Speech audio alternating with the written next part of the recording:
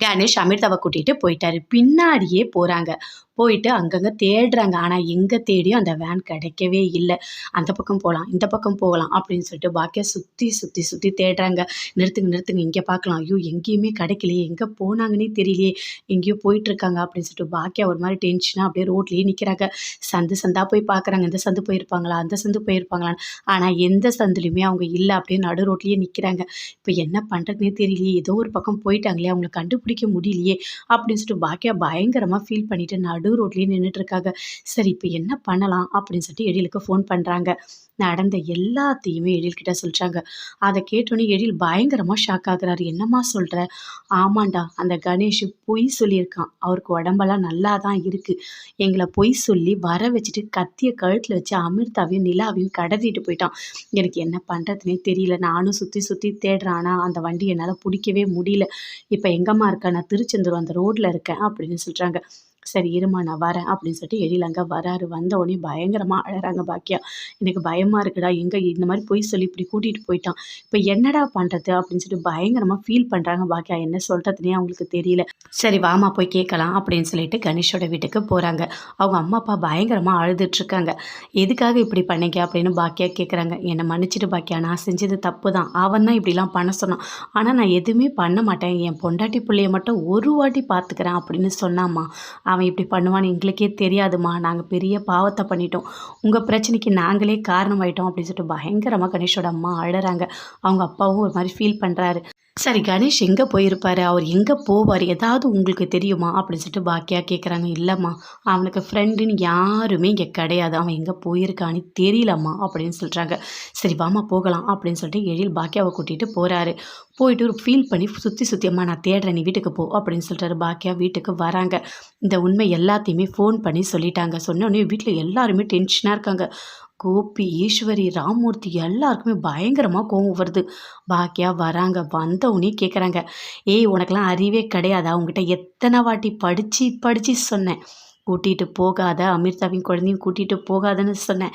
நீ தான் பெரிய ஆள் மாதிரி எல்லாமே செஞ்ச. இப்ப என்ன நடந்தது? அவன் கடத்திட்டு போயிட்டானா? அப்படின்னு சொல்லிட்டு பயங்கரமா ஃபீல் பண்ணி பேசிட்டு இருக்காங்க. ஈஸ்வரி திட்டிகிட்டே இருக்காங்க. கோபி சொல்றாரு.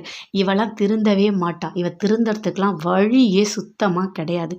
எவ்வளோ சொன்னோம். போகாத, இது தப்பு, இது சரின்னு கொஞ்சம் கூடவா யோசிக்க மாட்டேன். உனக்கு தான் மூளை இல்ல சரி. நாங்க தான் யோசிச்சு சொல்றோம்ல இப்படிலாம் நடக்கணும். அத ஒரு வாட்டி நீ கொஞ்சமாவது யோசிச்சு எங்க பேச்ச நீ கேட்டிருந்தா இவ்வளோ பெரிய பிரச்சனை வந்திருக்காது அப்படின்னு சொல்லிட்டு பயங்கர கோவமா கோபி திட்டுறாரு. அங்க இனியா எல்லாருமே பார்த்துட்டு இருக்காங்க.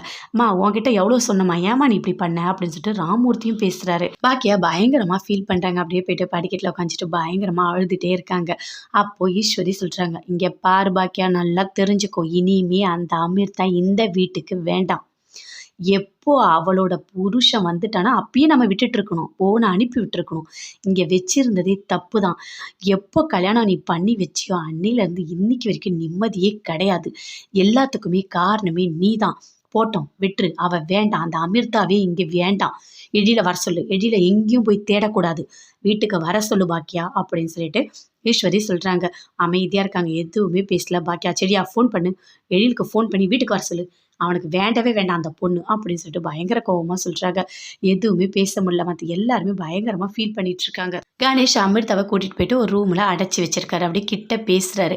ஏய் செல்லம் அழக்கூடாது. உன்னோட அப்பா நான் தான் அப்படின்னு சொல்றாரு. இங்க பாரு என்னை விட்டுரு அப்படின்னு அமிர்தா சொல்றாங்க. என்ன விட்டுருன்னு சொல்ற அமிர்தா? நீ நீ என்னோட பொண்டாட்டி, என்னோட குழந்தை. இதுதான் நம்ம குடும்பம். நீ என்னை விட்டுருலாம் சொல்லக்கூடாது. நீ என் கூட தான் இருக்கணும். நம்ம 3 பேரும் சேர்ந்து நல்லா வாழலாம். இங்க பாரு இப்படிலாம் பேசாத அப்படின்னு சொல்றாங்க அமிர்தா. ஃபோனை கொடு நான் ஃபோன் பண்ணுறேன். என்ன அமிர்தா பேசுகிற? ஃபோன் தரணுமா? நானே ஃபோனை ஆஃப் பண்ணி வச்சுருக்கேன். நம்ம ஃபோன் ஆன் பண்ணால் நம்ம எங்கே இருக்கோன்னு கண்டுபிடிச்சி வந்து உன்னை கூட்டிகிட்டு போயிடுவாங்க. அதனால் அதெல்லாம் பேச முடியாது. நம்ம 3 பேரும் சேர்ந்து இங்கே சந்தோஷமாக வாழலாம். அது மட்டும் இல்லை நிறைய பிளான் இருக்குது என்கிட்ட அப்படின்னு சொல்கிறாரு. அதை கேட்டோன்னே அமிர்தா சொல்கிறாங்க. எதுவும் பண்ணாத என்னை விட்டுரு நான் போகிறேன் அப்படின்னு சொல்கிறாங்க. அதெல்லாம் விட முடியாது. சரி நிலா பாப்பாவ குடு அப்படின்னு சொல்லிட்டு கணேஷ் கேட்குறாரு. நான் குழந்தையெல்லாம் உன்கிட்ட குடுக்க மாட்டேன் அப்படின்னு சொல்லிட்டு அமிர்தா பயங்கரமா அழுதுட்டுருக்காங்க.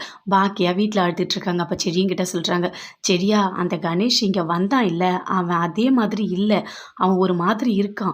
எனக்கு பயமா இருக்கு. அமிர்தாவையும் குழந்தையும் அவன் ஏதாவது பண்ணிடுவானா? அப்படின்னு சொல்லிட்டு எனக்கு பயமா இருக்கு" அப்படின்னு பாக்கியா சொல்றாங்க.